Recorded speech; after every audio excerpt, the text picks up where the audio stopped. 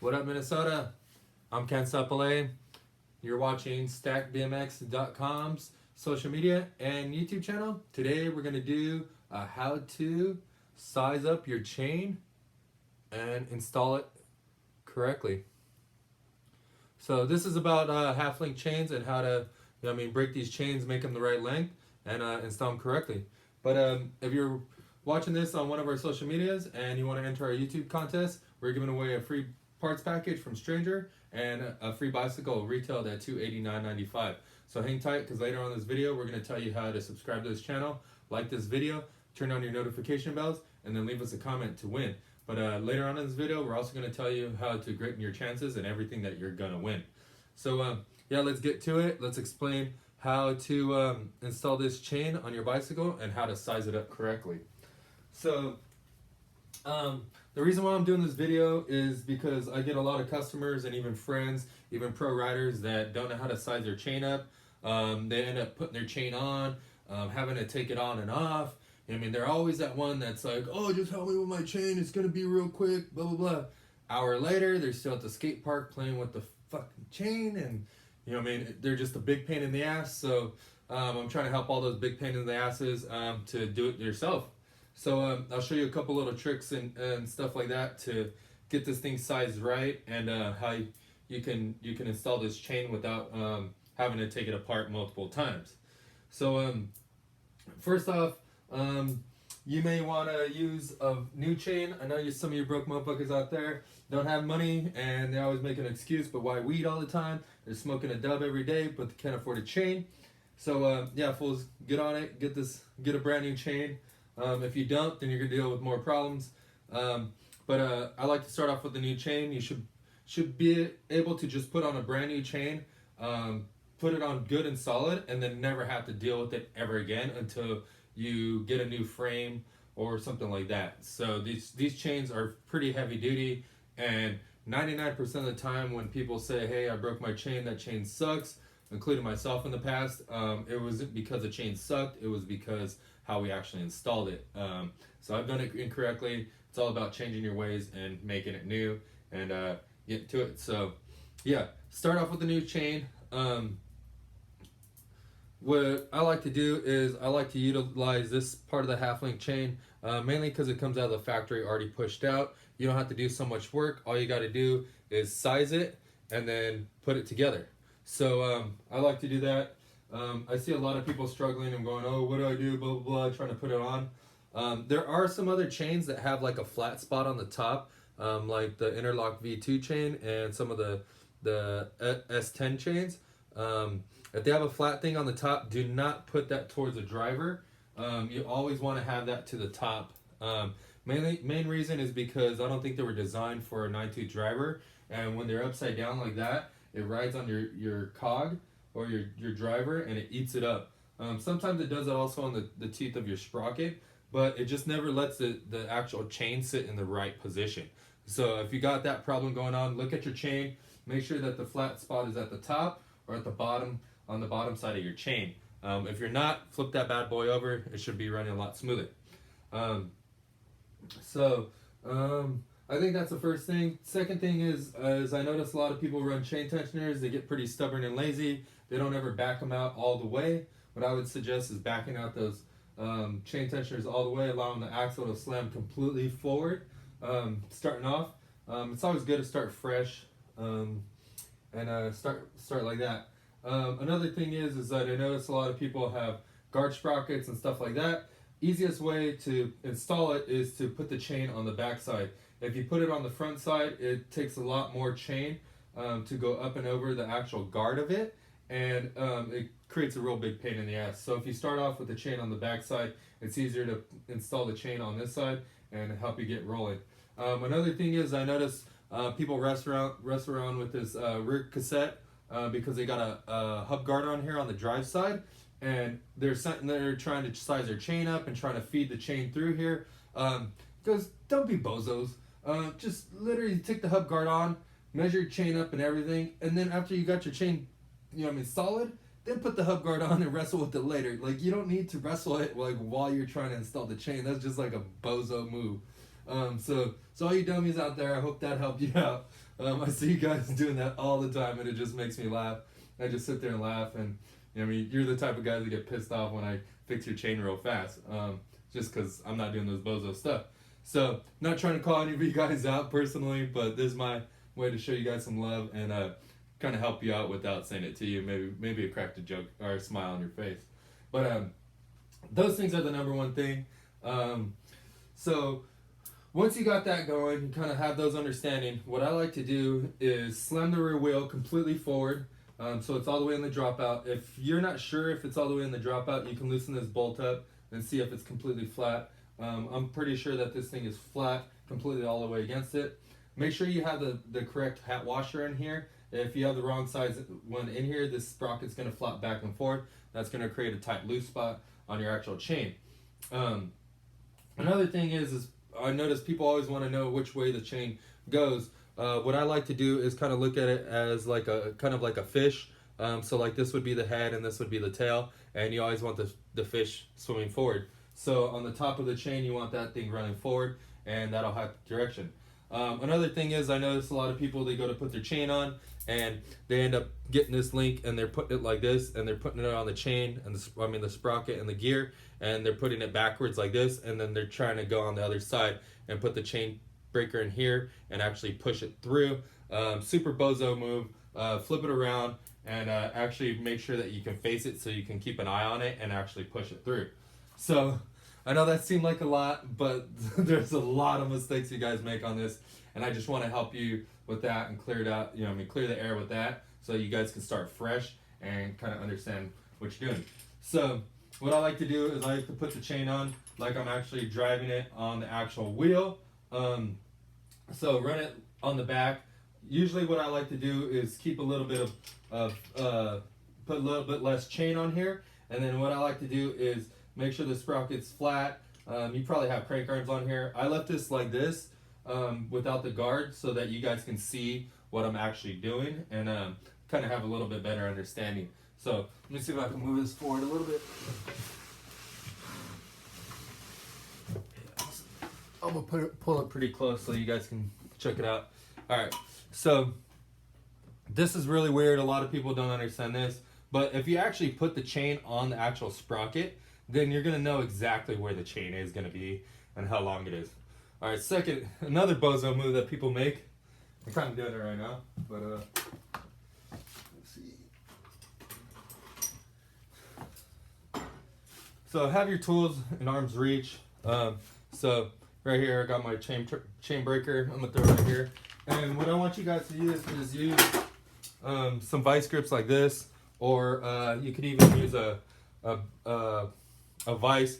But I suggest something like this because they're easy to hold in their hands. A lot of people have them, and these things are just a lifesaver for me. So I'm gonna use those. Coming to this chain right here. So once the chain and sprocket's all the way on there, what you want to do is you want to pull the chain tight here and kind of rotate the chain here to make it super tight. Now when you go to put this chain on, you're gonna put it on. But I notice a lot of you guys are real like, try to rock this a little bit. You guys are real adamant about, oh, I need this thing super slammed like all the way to the end of the dropout and blah blah blah. You know what I mean? But think about this, man. Like if you slam it completely, like this tooth is almost there and it's not gonna make it. So if you break the chain smaller like that and you crank it on, you're just jacking everything up. So leave a little bit of space so that you can take your wheel off. If you want to get it slammed or something like that, maybe go to a bigger tooth gear or something like that. But what I like to do is I don't like to put it on all the way, just leave it with a little bit of slack, and then make sure that you mark whatever chain link that you're actually taking off. So that's the one we're taking off, and then what we're gonna do is we're just gonna hold it right there. Make sure you have that tool in arm's reach. You're gonna want to stick this chain breaker in there. Let me see if I can. I'm gonna clap it so it doesn't come out, and then I'm gonna pull it off so you can see it. But what you guys want to do is you guys want to leave it there, especially if you're just getting into this. It's a little bit harder to understand where it is. So what you're gonna do is you're just gonna literally just tighten this thing down. And what I like to do is, if you push the chain like this, you notice how it's pretty tight. But if you keep pushing on it just slightly and keep tightening it up. Sorry, I felt it release. So once you feel this link kind of release, that means all the pressure is off of it and the pin's gone all the way through. So when you do that, I notice a lot of you guys punch the pin out way too far and then it falls on the ground, and the next thing you know, you're trying to push it back in. And that doesn't really work. I actually didn't go in all the way, so this is where I know it's kind of on the edge, so I'm just going to do it a little bit. But yeah, you don't want to push it all the way out. Once you push that pin all the way out, I can get them back in, but I'm telling you this, like, they're a pain. Like, I don't even bother with it. I'd rather just put another weird link on there. But when you're doing this, you're not going to actually need to do that. So push out a little bit farther. Boom. See how it's just up a little bit? That's all you really want. So see this little shard? There's like a little tiny metal. I don't know if you can see that. I'll try to show you. But there's like these little shavings and stuff like that. That's coming off the edge of here. That's from the pin being too big, and it's actually pushing the metal off. That's kind of what happens to a lot of your chains. Actually, this makes this little hole a little bit bigger. So I'll show you how to put the chain back together and actually not have that affect you. So with that hole being a little bit bigger, that means that this pin is just sitting in there. It's not actually like pressed against anything. So when you take a hard crank and say your chain's right there, it's gonna just pull this chain apart, and that's why your chain's breaking. So I'll show you how to cure that. So once you got the chain on, make sure that it fits like so. You're gonna put it on. Okay, it all looks good. You're gonna just kind of not bend it with the chain how the links move, but like the sideways towards the plates. And what it's gonna do, it's gonna lock. You're gonna hear it snap in. If it doesn't snap in, that's where it kind of comes into more of a pain in the butt for you. If you push that pin through too much, then the chain's not gonna snap in like that, and you're gonna have to line it up while you're doing this next part. So luckily mine snapped in.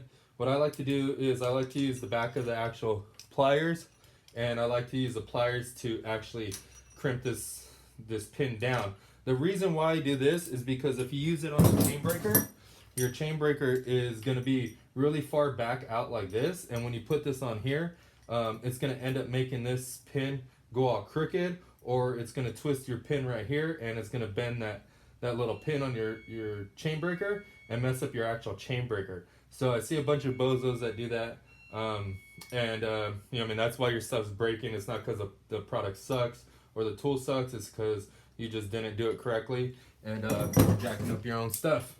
So after I did that one on the back, I like to go to the front and then tighten it down. Notice how there's still a little bit of, let me see if I can pull this off. Yeah, notice how there's like a little bit off of there. I'm gonna tighten it down. On the back side, you want to try to line up. Don't use a chain breaker on this part either, because this is where I see big problems happen. What they do is they use a chain breaker, and the chain breaker actually is pushing the pin, which is, it's doing its job.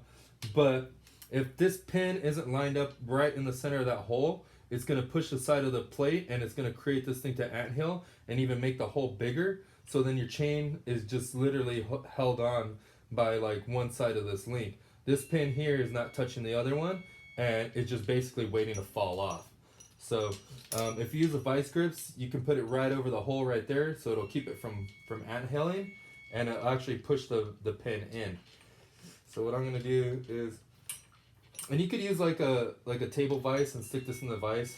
That's what I normally do here at the shop, but I'm in the back right here showing you guys how to do it, so I don't really have access to it. So alright, yeah, this thing's getting pretty difficult. Oops.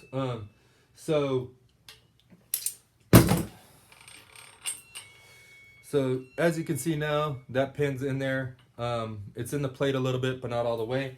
That's when you grab the chain breaker, and you're gonna actually put the chain breaker in there, and you're gonna tighten it back up. And once you tighten it up, You can see it's halfway sticking out of this plate, halfway sticking out of this one. And after you got that going, what you're gonna do, you're gonna come down here and you're gonna put the vice grips right on the head of it again. What I like to do is kind of put it on one side, not really in the middle, and clamp it down as tight as I can do it. A vice actually works way better than this. Oh shoot, let me see if I can find it. So now I lost it, so let me try to find it.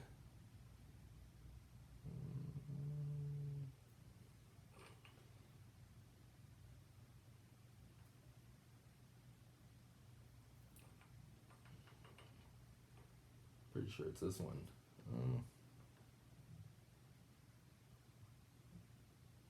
Just want to double check, but I'm pretty sure it's this one right here. Yeah, this one right here. So going halfway and then hit it again in the middle and just smash it down. But what that's gonna do, it's gonna actually mushroom the sides of the plate or the pins, and it's gonna make the pin, how do you say, it's gonna be flat, and then it's gonna spread out and it's gonna mushroom. With it mushroomed like that, even if the hole's bigger on the plate, it's not gonna slide out of the actual pin. So doing that actually helps out a lot from the chain actually breaking. So if you're having problems with your chain breaking, it's most likely where you installed it. So yeah, that's where it's at.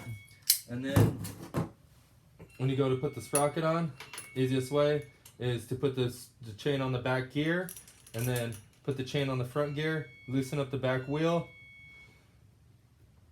You might need to rotate it just a little bit to get it on. There you go. Push the wheel back, and then now you got your chain in the right spot. If you do want it super slammed and it just didn't reach, ride the chain for a little while, let it stretch out, and then take the chain apart again and then put the link back in, and then you can slam it completely and have that thing fit all the way on there. So if you're in this situation like this bike right here, we could definitely get on the next teeth, but we gotta let this chain stretch out a little bit and then put it back on, and then you should be dialed. So let's see. But yeah, those are a bunch of tech tips that I use to install people's chains all the time, and I never have problems with my chain. I land on the sprocket a lot. You know, I mean, I've really jacked it up quite a bit, and I rarely have my chain break. So I know for sure that this helps a lot. I used to break chains a lot, probably because I didn't put them together right. But yeah, that's it for how to install a half-link chain correctly, or how to make it the right size. I hope this helped you guys out. I hope to, helped you guys figure out a lot of problems you guys are dealing with, helped you figure out solutions to fix those problems, and hopefully in the future when you do break your chain, this could help you put your chain together, relatively fast, and make sure that it doesn't break on you and your knee doesn't slap the stem. So yeah, thank you very much for watching this. If you are checking us out on YouTube and want to see us on our social media, head over to Stack BMX Shop on Instagram and me at Can't Stop LA. And then if you prefer Facebook, head over to facebook.com/StackBMX. And if you hung tight because you want to know all the rules for our YouTube contest, head over to youtube.com/StackBMX. Subscribe to this channel, like this video, turn on your notification bells, and then leave us a comment below letting us know what you like about this video, what you don't like about this video, any other how-tos you want to know about, pretty much anything to help us out with our channel, and that'll enter your contest. At 2,500 subscribers, which you already hit, about to give it away any day now, you'll get a free Stranger Parts package filled with 2 tires, a pair of grips, and a seat. And then at 5,000 subscribers, we're going to give away a free bicycle retailed at $289.95. And if you want to enter multiple times, all you got to do is go to one of our older videos, leave us a comment, and I'll obviously do the other things, and that'll enter you in our contest as well.